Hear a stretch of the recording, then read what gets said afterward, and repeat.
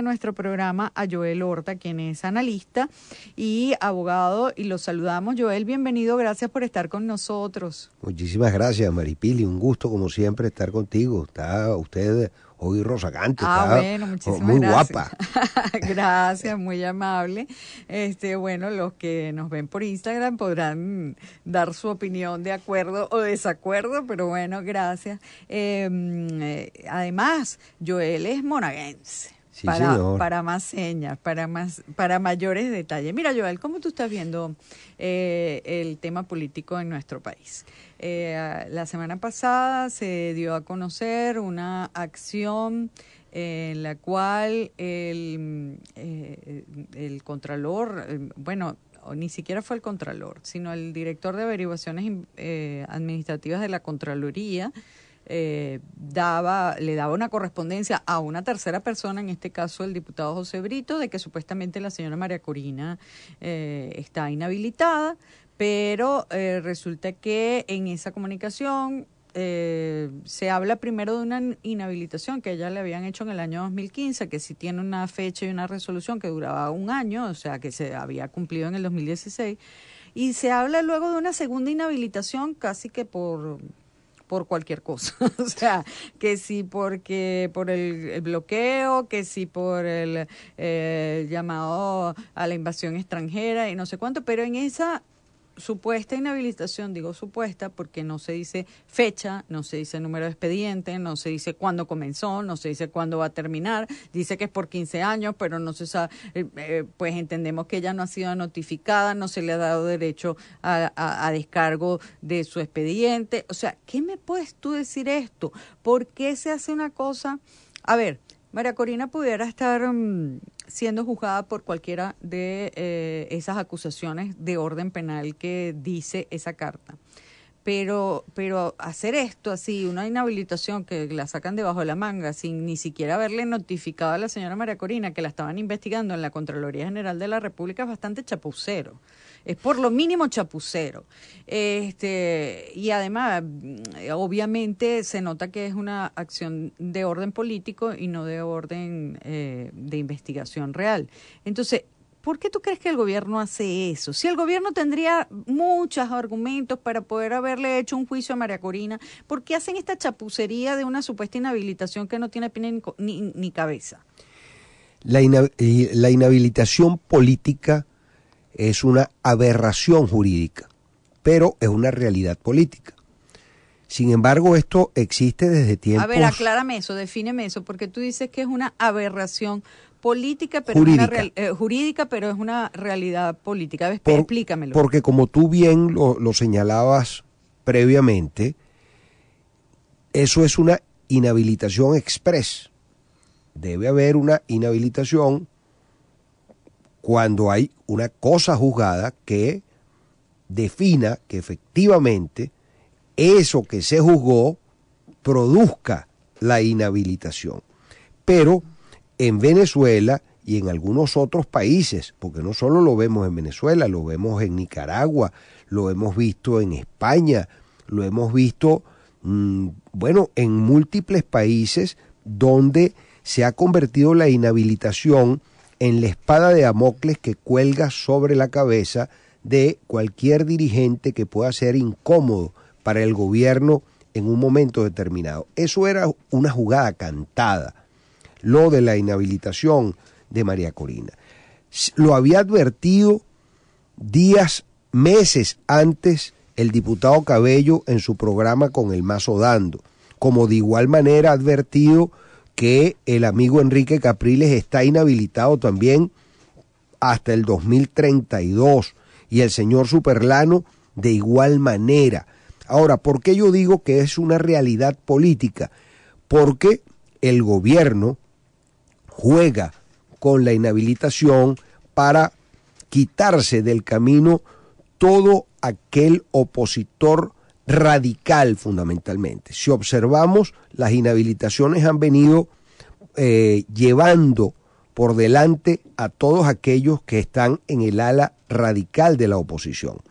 Estoy convencido que lo que deberían hacer estos candidatos inhabilitados es ponerse de acuerdo seguir trabajando, hacer un esfuerzo para producir un efecto similar al que se produjo en el año 52, cuando estaban inhabilitados porque estaban en el exilio Betancur y Caldera, y mandaron a votar entonces por Jovito Villalba, y Villalba ganó ese plebiscito y allí comenzó la debacle de la dictadura perejimenista.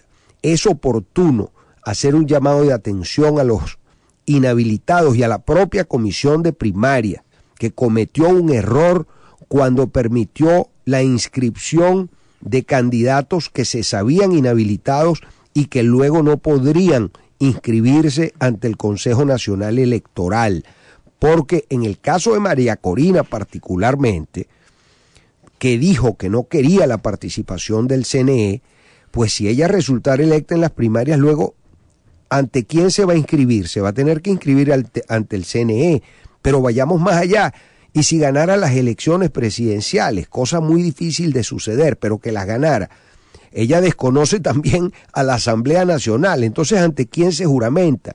Pero es que desconoce a la Fuerza Armada Nacional, y entonces ¿con qué mando militar se va a reunir y va a gobernar? Por eso es que digo que la racionalidad política en este momento tiene que privar sobre la emocionalidad. Llegó el momento que los pigmeos de la politiquería se aparten y puedan los gigantes, los grandes de la política, sentarse a analizar cómo derrotar al candidato del oficialismo, que muy seguramente será el actual presidente Nicolás Maduro Moros. Pero ¿quiénes son esos grandes de la política? Porque ahorita no los veo. Aquí en Venezuela, yo desde que se murió Chávez, yo no veo ningún grande de la política. Bueno, pero que se alarguen los pantalones entonces, porque es que ese es el problema. Hay un problema de liderazgo tan brutal, Maripili, que podemos hablar de dirigentes políticos, mas no de líderes políticos. Ese es el drama que tenemos. Busquemos algún estadista que reúna el perfil requerido para que esa Fuerza Armada Nacional, esa familia militar, pueda dialogar con ese presidente de oposición y puedan entonces llegarse a acuerdos de gobernabilidad para que podamos tener estabilidad política y no pasemos a un proceso como el que vivieron los argentinos, por ejemplo, en los 90, cuando en una semana hubo 5 presidentes. ¿Qué queremos en Venezuela? En Venezuela requerimos estabilidad, tranquilidad, y no debe olvidar el candidato que pretenda ganar las elecciones en la oposición venezolana, que tendrá que cogobernar con el chavismo. Es una realidad política y no han querido comprenderlo.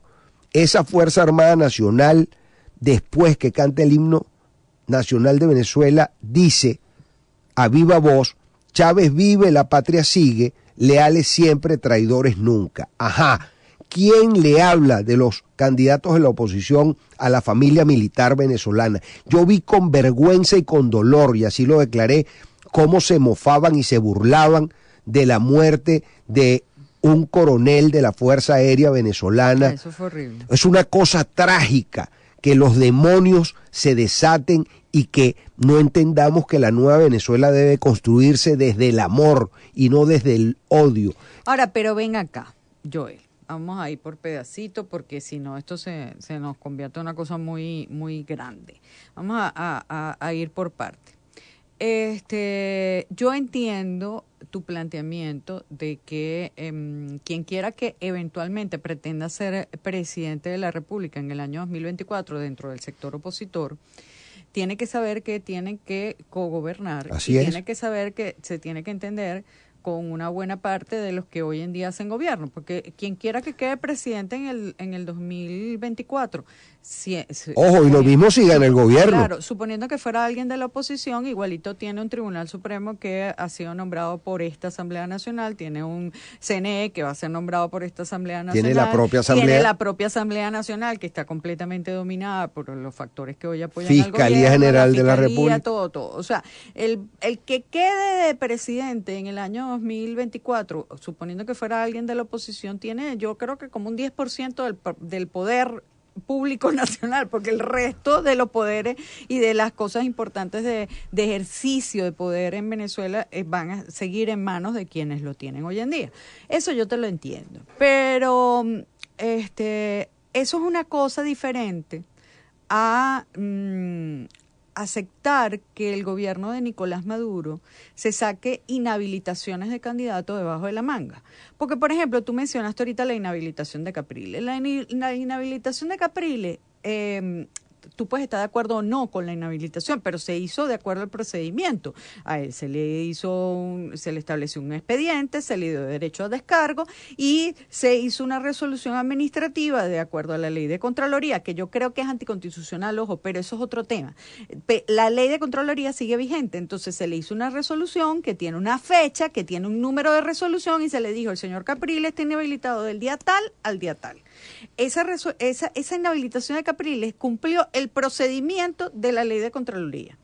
Pero es que lo de María Corina no hay forma de agarrarlo, es que no hay forma de presentarlo. Y ojo, a ver, yo quiero que alguien entienda que yo no soy precisamente la persona que va a defender a María Corina. Así es. A ver, yo creo que no, yo tú no defiendes tengo, la yo legalidad. No tengo yo no puedo estar bajo sospecha. O sea, la última persona por la que yo votaría para presidente de la República sería la señora María Corina.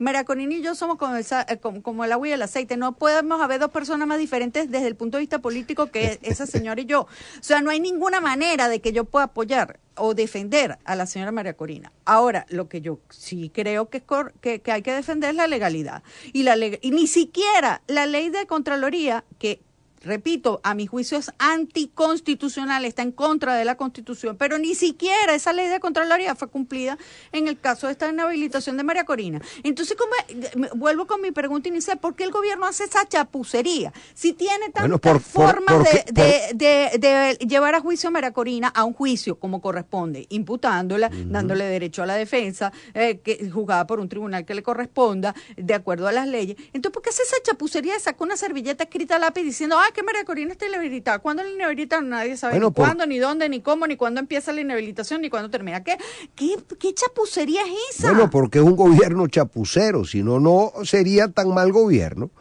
Eso es elemental. El gobierno no guarda las formas y nosotros tenemos que trabajar porque el próximo gobierno, sea de oposición o sea igual del gobierno, no solo guarde las formas, sino que entienda sobre la división de los poderes, que se entienda que si el Ejecutivo pertenece a un sector, la Contraloría tiene que estar en manos del sector de oposición, lo mismo con la Fiscalía, lo mismo con los rectores del Consejo Nacional Electoral, mucho, lo mismo con el TCJ. Bueno, ya tú estás pidiendo, ya ese es el país ideal. No, lo que estamos pidiendo es la democracia real, la democracia verdadera. Hacia allá tenemos que ir. Por eso yo hablo de un gobierno consensual, de un gobierno consensuado. Yo estoy convencido que cuando maduremos desde el punto de vista político, los radicales del gobierno y los radicales de la oposición van a tener que sentarse con las otras partes y congeniar que así como se agotó la Cuarta República, la Quinta República también se agotó por la falta de alternabilidad y que tenemos que construir una Sexta República entre todos los venezolanos, entre todos los factores, porque de otra manera seguiremos en una pugnacidad y en una polarización que nos seguirá trayendo desgracia, que nos seguirá impidiendo crecer como país, que nos va a impedir acceder a créditos multilaterales, que nos impedirá que las sanciones puedan ir siendo desmontadas, que nos va a impedir reconciliarnos como nación. Nosotros tenemos mucho, pero mucho por hacer. Tenemos, por ejemplo, que acabar en la oposición venezolana con esta guerra, con esta feria de vanidades y este masajeo de egos. Ahí tiene que haber profundidad en el análisis. El gobierno nacional tiene lo que se llama el Plan de la Patria. Bueno, yo quisiera conocer el programa alternativo que tiene la oposición venezolana para ese Plan de la Patria. Exacto. ¿Cómo hacemos nosotros para decirle al país en materia agroalimentaria vamos a hacer esto, en materia petrolera haremos lo propio, en materia educativa, en materia de salud, en los servicios públicos, en las áreas que le interesan al ciudadano común? Porque el divorcio entre la clase política venezolana y la ciudadanía es brutal y hay que acercar a ese discurso etéreo, a ese discurso comeflor que hay de lado y lado para aterrizarlo en la posibilidad cierta que permita que cada venezolano pueda vivir en un país que todos merecemos, un país mucho mejor, un país digno, y la clase política debería releerse los procesos históricos, empezando por el venezolano. ¿Qué pasó cuando asumió López Contreras con calma y cordura, cuando asumió Medina Angarita, cuando asume la Junta de Gobierno, cuando asume en el año 58 también y se conjura el pacto de Punto Fijo, luego cuando gana el propio presidente Chávez y se va a un nuevo proceso constituyente y se acuerda un nuevo pacto social? Lo que se va agotando hay que irlo reemplazando. La política es dinámica, la política todos los días nos invita a que nos revisemos, a que nos autoanalicemos y podamos decir, me equivoqué en esto, voy a corregir el rumbo hacia tal fin. Lo tiene que hacer el gobierno urgentemente en materia económica. No es posible que Venezuela no tenga moneda, no es posible que Venezuela tenga todavía tan baja producción petrolera, no es posible que nosotros no tengamos vuelos directos con países tan cercanos por la mala crianza de no querernos entender con gobiernos donde tenemos además muchísimos conciudadanos que son los que sufren las consecuencias por no tener relaciones consulares. Tenemos demasiadas cosas por hacer y la oposición venezolana en este instante, en vez de andar payaseando, haciendo caminatas y marchas, yo los invito, por ejemplo, a que se organicen para que inscriban a los casi 3 millones de jóvenes venezolanos que todavía no están en el registro electoral permanente. Bueno, Joel, te agradezco muchísimo que hayas venido con nosotros, que hayas estado con nosotros aquí en el estudio y que nos hayas brindado tu análisis de todos estos temas tan importantes. Muchísimas gracias. Para ti, para mí, un gran placer. Gracias. Ojalá disfrutes mucho de un cafecito que sé que te encanta y un chocolatito. Gracias. Amigos, Joel Horta, abogado, analista político con quien estábamos conversando, y de esta manera nosotros hemos llegado al final de nuestro espacio. Hemos tenido el placer de compartir con ustedes todo nuestro espacio, hemos tenido el placer de compartir con ustedes todo nuestro espacio, hemos tenido el placer de compartir